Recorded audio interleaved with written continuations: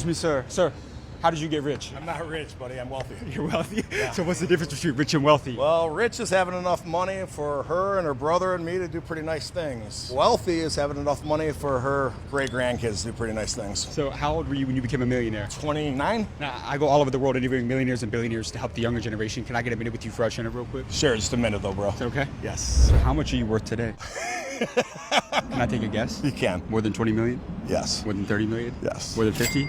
You're getting in the ballpark. Around there? Let's leave it around that. How did you make your millions? Started in the insurance industry, man. I quit my job as a W-2 employee working for someone else, and I started doing the exact same job, but did it for myself and made myself rich instead of other people. Can you become wealthy working in corporate America? You cannot become wealthy working in corporate America unless you have the family lineage that puts you there, man. Somebody wants to take that leap. They want to leave that 9 to 5. What's that first actionable step that they should take that you took in order to start kind of building that generational wealth? Start looking at your job today as paid training. So many businesses fail. What is the stat? Like over 90% of businesses fail. It's because people enter industries that they're not familiar with. You got some accountant that thinks he could run a bar because he's been a customer at a bar before. Someone who wants to open a bowling alley. Why? Because they like bowling. Like people do stupid stuff like that all the damn time. If you look at your job in the industry that you're in, look around. What could you do better? How much time is wasted in that office each day? How much corporate minutia is there and how many inefficiencies are there? Could you offer the same service that your employer is currently offering and doing it in a more efficient way? Start wrapping your head around that, and once you have that solution, quit and go do it. It takes a while though. Right now, when you first start off, you don't know what you don't know, okay? You gotta be there long enough to realize, oh shoot, okay, at least get to the point where I know what I don't know. I need to learn this, because when you first start off, you don't even know. In your opinion, what keeps people broke in today's world? I would say middle-class people trying to pretend they're rich is the absolute death sentence, man. And you see it in middle America all the time, and it often comes from the lies they were told in the W-2 corporate America landscape. They got that big job title, they're 35 years old, well now they have 2 kids, they bought their wife a Mercedes, they think they should have a second home because they're gonna Airbnb it out on the side, and their kids in travel hockey and all this other stuff, they're keeping up with the Joneses, dude. How much you make, bro? $225 last year? Okay, cool, how much are you saving of that? You're not.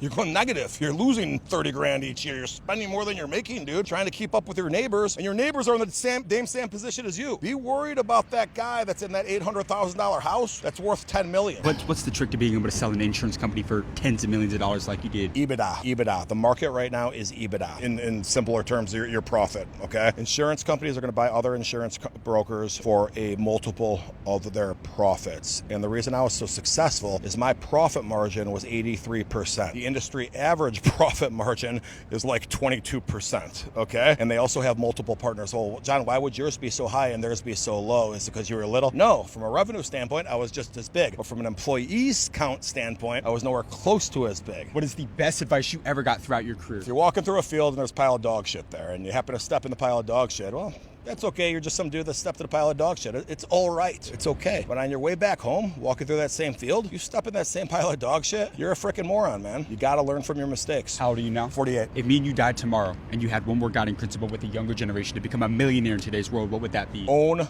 your company, man. You're never going to get there as a W-2 employee. Your boss, you might think he's your buddy and he's looking out for you, but he's only your buddy in the context of your working relationship, dude. And if your boss isn't the actual owner, which usually it's not the case in corporate America, you don't know what his future is, man. So don't be loyal to a company that's not going to be loyal to you. And unfortunately, there's too many moving pieces. So you got amazing advice, my friend. Thanks, brother. Thank you so much for your time.